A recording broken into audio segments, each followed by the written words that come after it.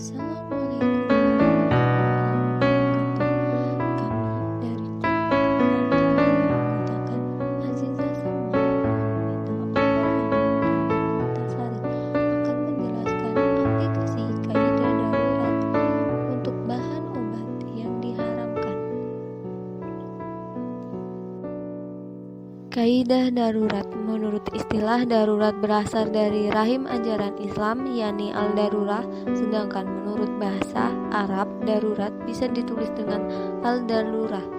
Al-darurah atau al-darurah dalam wacana hukum Islam, terutama dalam perbincangan usul fikih dan al-qawaid al-fiqh, Al-Quran menyebutkan dengan istilah ildirar dalam surat Al-Baqarah 173 dan Al-An'am 119.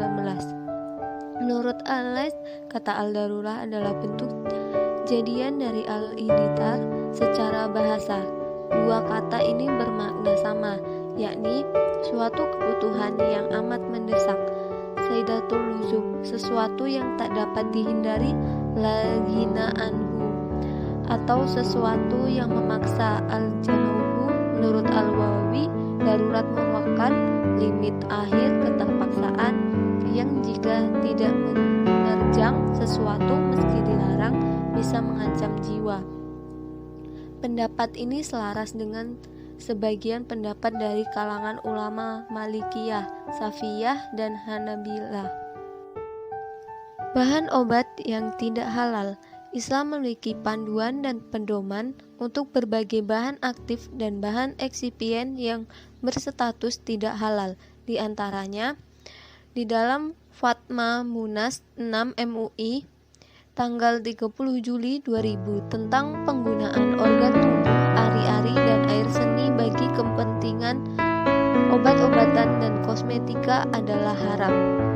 Kedua, babi. Tidak boleh menggunakan bahan yang berasal dari babi dan hewan yang tidak disembelih menurut aturan Islam. Mengobati dengan bahan yang terlarang tidak dibolehkan walaupun bahan tersebut efektif untuk penyembuhan. Yang ketiga, gelatin.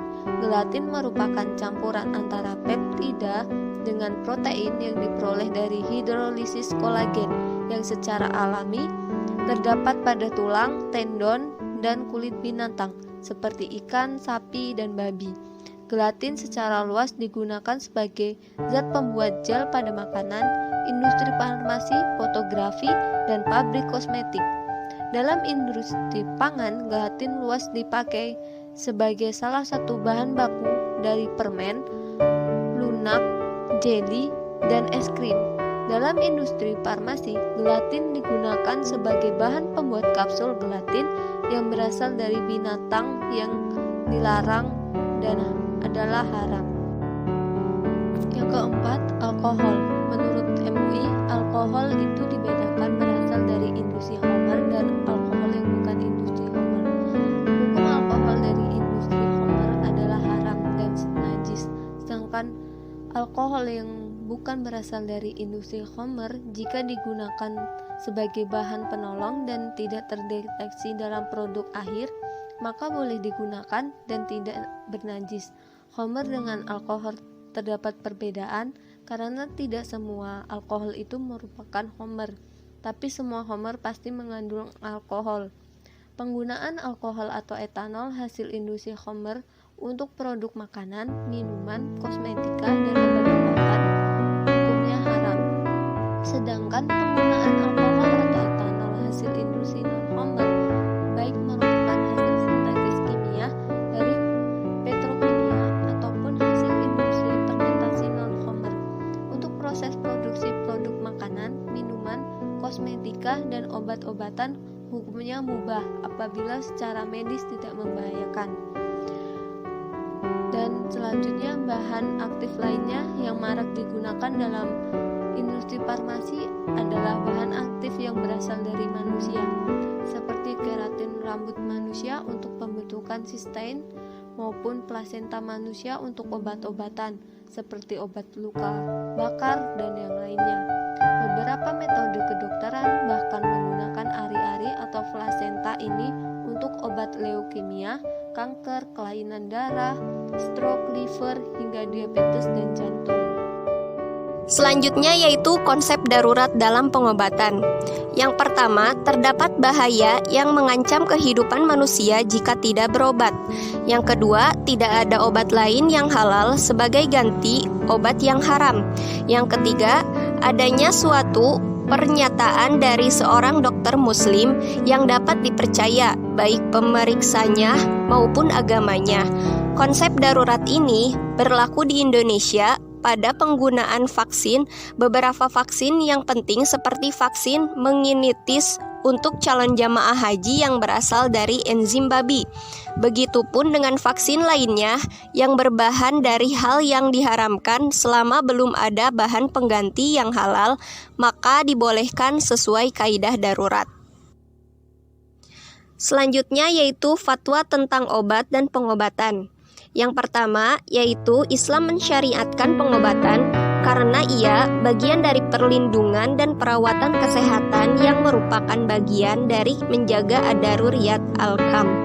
Yang kedua, dalam ikhtiar mencari kesembuhan, wajib menggunakan metode pengobatan yang tidak melanggar syariat. Yang ketiga, obat yang digunakan untuk kepentingan pengobatan wajib menggunakan bahan yang suci dan halal.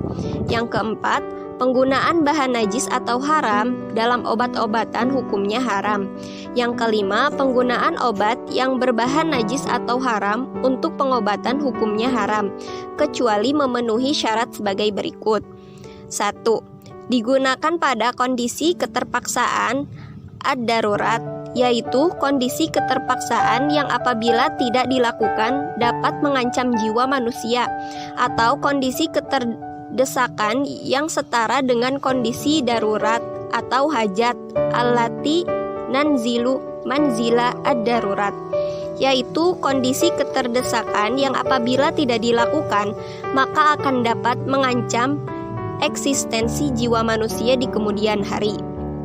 2. Belum ditemukan bahan yang halal dan suci. 3. Adanya rekomendasi para medis kompeten dan terpercaya bahwa tidak ada obat yang halal. Lalu penggunaan obat yang berbahan najis atau haram untuk pengobatan luar hukumnya boleh dengan syarat dilakukan pensucian.